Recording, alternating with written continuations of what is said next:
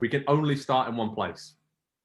USA beating Mexico 3-2 in overtime in the CONCACAF Nations League final in front of nearly 40,000 fans in Denver, which was a great atmosphere. Great to see that size of a crowd. And, obviously there were some issues within the crowd that we will talk about. But it just kind of proved that this rivalry between the USA and Mexico, it's been one-sided the last few years. I think we can all say that. But for the US to come back, I think it was their first competitive win against Mexico since 2013. It was quite the statement. And moving forward, I think this is a really big deal for the USA long term. But first of all, Nick, you were on shift for Pro Soccer Talk that night. Sum up this final if you can, and the 120 minutes of madness that especially got out of hand in extra time. I mean, what were your emotions watching that game? Honestly, joy, whether they won or lost, because you got to run the entire gamut. And we don't always get to do this, especially the three of us in soccer, because we have to write without bias, right? You have to try and still keep in perspective, for the most part, your opinions and facts and get them all out there. And so I actually equated this to the first time, for those of you who don't know, I'm in Buffalo, New York, the first time that it looked like Josh Allen and the Bills might be for real. And you got that feeling of, I can just sports right now. I was so happy. I hated the lineup, but I liked the tactics. So like from moment one, I didn't quite understand what was going on. And there was the first minute gaffe from half the guys I didn't think should be out there. And I tweeted at the time, I wanted to tweet, we didn't even talk to Tata. Like, this is crazy. And that's the first minute. Like you get goal, equalizer, penalty for VAR, scored, penalty for VAR, saved, that I almost tweeted he's going to save this because of what happened the last time he was in a spot. Champions League, Club Brugge, out of nowhere for Mignolet, a own goal goes off the crossbar on his back and in the net, and he makes the saves to beat Zenit. Everything. It was new hero. Yeah, it was cosmic. It was cosmic, Joe and Andy. And I know I'm talking a lot, I'm going to stop, but the point here is that at the end of the game, somebody tweeted me, and the fan invasion. And when the fan invasion happened, I remember being specifically nervous for Weston McKennie. Yet when I listed the 8 to 10 crazy things that happened, I didn't even think of the fan invasion. So except for that and the homophobic chant, all of that again, please. Yeah, it was, one of those nights where the best and the worst were on show of this rivalry. Of course, the Mexican Federation has come out and asked fans once again to not repeat those chants, and FIFA have been involved over the years. So hopefully, as you said, Nick, that doesn't happen again. And some of the other scenes in Denver, it spilled over a little bit because of the chaos on the pitch, you think, with, things being thrown from the stands at players, the invader, people running around everywhere across live TV sets. I mean, we don't want to see things like that, of course, but Andy, in many ways, this sums up kind of a resurgence, shall we say, at least on the pitch, of the USA-Mexico rivalry and what made it great, because that was, chaos from start to finish pretty much. It was anything but a good high quality game of soccer played on the field. But in terms of the spectacle that the event was, it was 100% of everything you could ever hope to have from the U.S.-Mexico rivalry. The back and forth swings on the scoreboard, welcoming fans back in that kind of a number, it really added so much to this game. And it had that feel once again that even though the game was played on U.S. soil, definitely the road team inside of that stadium in that game. But again, that's just another thing that they persevered through. They put, they got their heads down and they battled through that. Being away in your home stadium, it's a very difficult thing. And a lot of national team players have talked about it over the years, and they faced that again on Sunday night, and it just didn't matter in that game. And so, this was kind of the way I'm going to choose to look at this, and we'll see down the road, but the coming of age game, the performance, the outcome for this young team, because we've been talking so much. We've got all these great young players playing at these big clubs in Europe. They've got potential to develop. That's great. They're good individual players, but up until this point, they had not done it as a collective unit on the field in the red, white, and blue.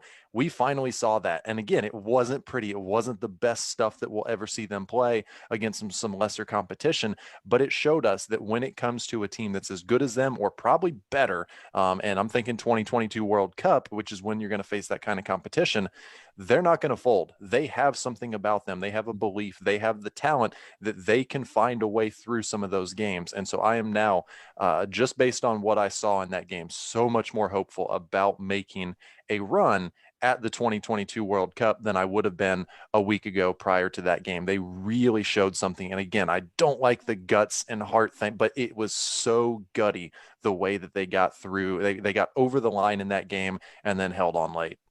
And I think the experience, we spoke about it last week about, CONCACAF World Cup qualifiers. A lot of these young players haven't played in front of hostile environments and atmospheres. Mm-hmm. Well, now they have. And that was, they came through it with flying colors. Again, we know they have the quality, and for me, it was almost that swagger was there. Like, we know we're good, we're a good team. Seeing some of the reactions afterwards, Christian Pulisic was like, "Yeah, no big deal. I was going to put it in the top bins, and I did it. Whatever. I'm a Champions League winner as well, by the way." And I just love that good arrogance, right? We talk about arrogance a lot in this game, and there is a belief now that this US team that's been built over the last few years, because there's been a lot of tough times. Since that fateful night in Trinidad and Tobago back in 2017, when they failed to reach the 2018 World Cup, the whole program's been taken apart. Not a lot of those guys are left. There's been a lot of tough outings since then. And I've followed them a lot in Europe, and some of those defeats to Italy and England and other friendly defeats where they were very bad. Just speaking to Pulisic and McKennie after those games, they were fed up. They wanted to win. They wanted to win trophies. They wanted to be successful. But that whole process, that whole, arduous experience now, I feel like this win was really maybe the sum of all that effort and the sum of all those tough times they've been through, that they actually could deliver on the biggest stage and win a trophy, and then set themselves up for a big summer in the Gold Cup, and then with World Cup qualifying obviously coming up as well. So, Nick, for me, again, I referenced that World Cup qualifying point there. This is the most important thing, right? This is the night where it really felt like the fans got back on the US men's national team side, and there's a positive vibe building around the team ahead of these World Cup qualifiers, right? Yeah, I think there was a bit of, not in the way that people usually mean it, but there's been a bit of fake it till you make it with this young group who were going onto big stages and had to pretend that this was no big deal when it's obviously such a big deal. I don't think we should ever put Kuva behind us. I think to remember that can happen is huge. To remember that it can happen for a coach, and even although this was overblown, a social media team putting out a picture of water on the field and goofing off about it, right? Remember, this was all like a thing, but at the same time, you have to remember that it could happen. And it's a message to managers. I mean, in that game, we can talk about who Bruce Arena put out there more than what he tried to do. Although Clint Dempsey, the revelation perhaps of this weekend, with some of his comments pointing out that if he could go back in time, they just needed a draw. Like he's laying out the formation he would have used. We're always going to remember. And I think putting it behind you, as in we're not going to do that again, yes. But putting it behind you as in, like, any one of these teams on their terrible pitches with the terrible lights, and the hotels till 4 a.m. and the fans screaming outside, it could happen. That said, I think what would have been, I'm going to get the hours wrong, 72 hours between games. Was it 96? That might have been the most important 96 hours of the Greg Berhalter era. And perhaps, if we're talking 2022 and it goes well, of this generation. Because if that Honduras game doesn't end up with Sibachu scoring, they blow it in penalty kicks, it's another Kuva, and it's on U.S. soil. And they got it over the line. And you read some people say it afterwards, and it felt a little bit like a little too much silver lining, right? A little too much like, yeah, we get it. They weren't very good, and they got through. But because they won, because they did what they did Sunday, it's true. And the fact that they did it in the way they did it, Gio Reyna, Christian Pulisic, McKennie, I'm never worried about. I think he's about as confident as anyone you've ever met in your entire life. But those two guys, those two attackers to go through Pulisic was mauled for 210 minutes. He was mauled by Honduras and marked around the room, and he still got the goal, whether it was from the spot or not. So I'm thrilled, Joe. And as it moves forward, we'll talk about it more in depth. I actually think this couldn't have been a better day, lessons-wise, to make mistakes and come up for it than it was for the manager, who, again, I thought he had a great plan, but I thought, what are you doing with some of these dudes out there? And that's my question with him. Is he going to pick the right guys? Because the plans are pretty good. Andy, that brings us on to a really nice point. So what do we learn about the US men's national team over this last week and these Nations League semi-finals and finals? Because for me, some of the issues still remain. We talked about it before: centre-backs, full-backs, defensively, even a goalkeeper now, Egan Horvath coming on and becoming a hero. Zach Steffen made a few good saves, but a couple shaky moments as well, where Josh Sargent bailed him out in recent games. So what for you did you learn about watching the US men's national team over the last week, if anything?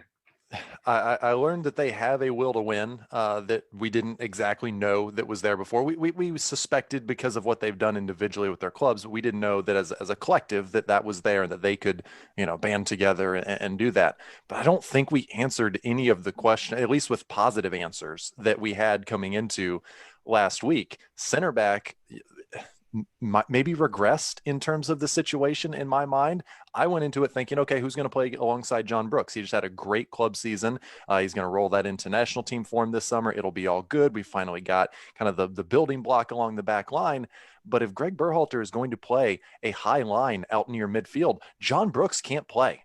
He cannot turn and run with any attack, not even in CONCACAF. He does not have the pace to keep up step for step with anyone. And so he will be targeted again and again and again. The same goes for Tim Ream, who didn't play a ton this season for Fulham and then found himself in the final on the left side of a back three. It's just, we don't have the number two to play alongside him with a deeper back line. And if we play the higher back line to compensate for not having a good second center back, we don't even have one center back that can play. So it's just, it's, you're going to have to find an answer there at center back. It's probably the most important position, I would say, for this team right now, given what is ahead of them, on the field. There's just so much stability in the midfield and on the, I guess on the wings, maybe not so much at center forward. That's still a bit of a question.